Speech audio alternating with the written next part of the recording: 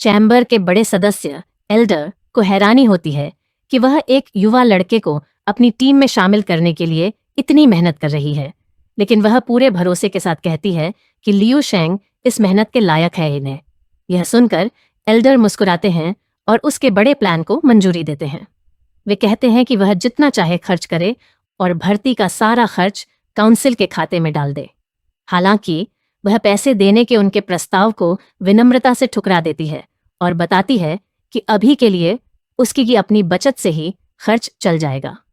वह तय करती है कि जब तक वे हंटिंग बो तक नहीं पहुंच जाते तब तक वह आधिकारिक कॉन्ट्रैक्ट पेश नहीं करेगी।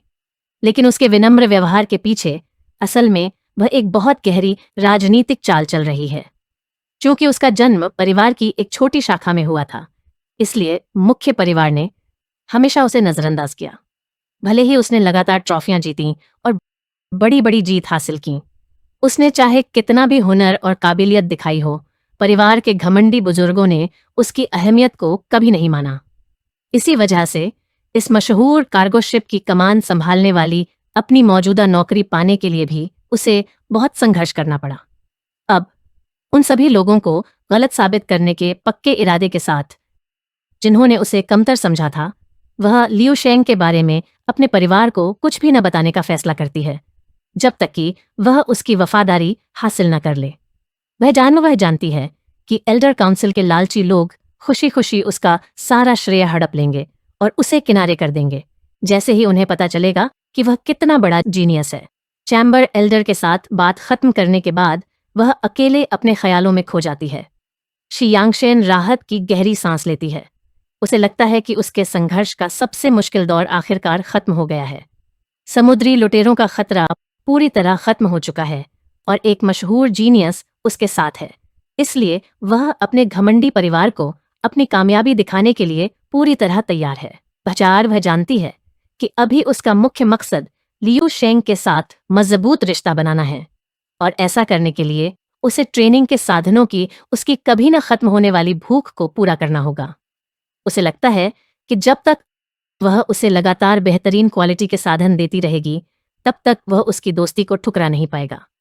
वह आगे की योजना बनाना शुरू करती है कि जब वे हंटिंग बो पर पहुंचेंगे तो क्या करेगी। सच में उसकी वफादारी जीतने के लिए वह उसे कई सेट बेहतरीन हथियार, हाई एंड आर्मर और यहाँ तक कि एक लग्जरी स्पेसशिप भी तोहफे में देने का फैसला करती है। वह अपने स्पेशल स्टोरेज ब्रेसलेट से 10 चमकते हुए नीले रत्न निकालती है। ये सिर्फ सुंदर पत्थर नहीं, बल्कि हाईटेक ट्रैकिंग डिवाइस हैं जो सीधे उन प्रीमियम स्टार कोर से जुड़े हैं जो उसने उसे दिए थे, ताकि वह देख सके कि वह कितनी तेजी से उनका इस्तेमाल करता है। इन मॉनिटर का इस्तेमाल करके वह उम्मीद करती है कि जब उसके पास ये खत्म हो जाएंगे तो वह ठीक उसी समय उसे अगले तोहफे दे पाएगी, जिससे वह एक बहुत सपोर्टिव पार्टनर लगेगी। इससे उसे अपने खर्चों को मैनेज करने में भी मदद मिलती है, क्योंकि उसका अमीर परिवार भी इतने महंगे स्टार कोर को कैंडी की तरह नहीं लुटा सकता।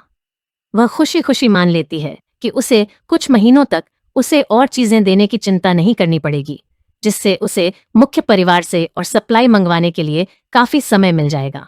लेकिन उसका आत्मविश्वास तुरंत गायब हो जाता है जब चमकते हुए रत्न अचानक ग्रे होने लगते हैं और उसकी आंखों के सामने ही बेजान हो जाते हैं।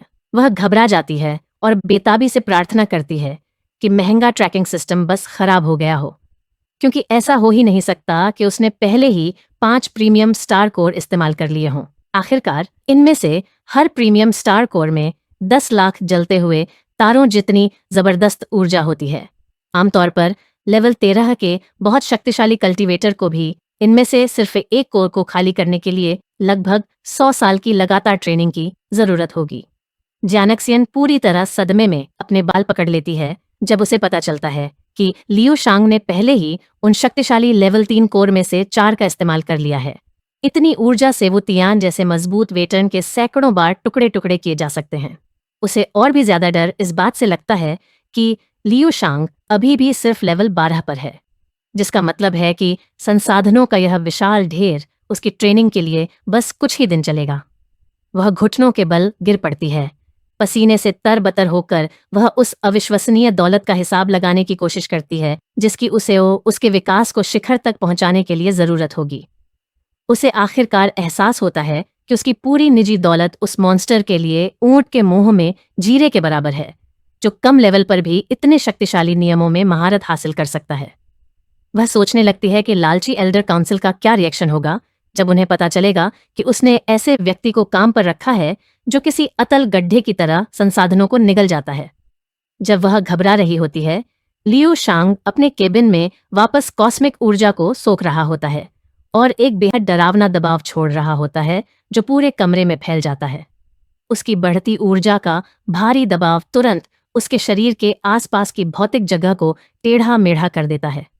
वह इस टेढ़ी मेढ़ी जगह के ठीक बीच में खड़ा है और एक जीवित ब्लैक होल की तरह काम कर रहा है। अपने हाथ में खाली कंटेनर को देखते हुए वह मुस्कुराता है, क्योंकि उसके अमर सेल्स की संख्या बढ़कर 50 मिलियन एक्सट्रीम यांग सीड्स तक पहुंच जाती है।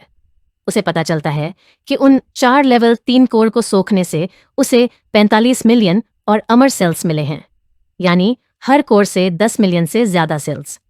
इस जबरदस्त बढ़ोतरी से वह बहुत खुश है और उसे एहसास होता है कि चैम्बर ऑफ कॉमर्स कितना अमीर है, जबकि वह पहले कितना गरीब हुआ करता था।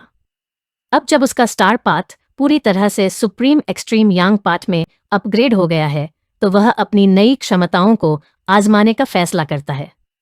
वह जानना चाहता है कि इस बड़े बदलाव के बाद वह कितना ताकतवर हो गया है। वह सोचता है कि उसके डेटाबेस में मौजूद कौन सा ताकतवर दुश्मन उसकी ताकत को परखने के लिए सबसे सही रहेगा।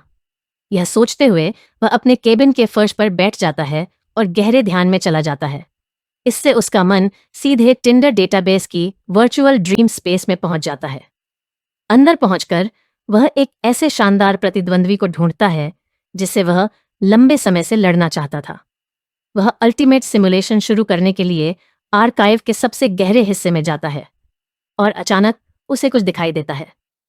लू जाइंग आखिरकार अपने नए प्रतिद्वंद्वी के आमने सामने खड़ा होता है, जो लेवल 14 के शिखर पर मौजूद एक डरावनी देवता जैसी हस्ती है। यह वीडियो का अंत है। अगर आप लोग अगला भाग देखना चाहते हैं तो हमारे चैनल को सब्सक्राइब करें।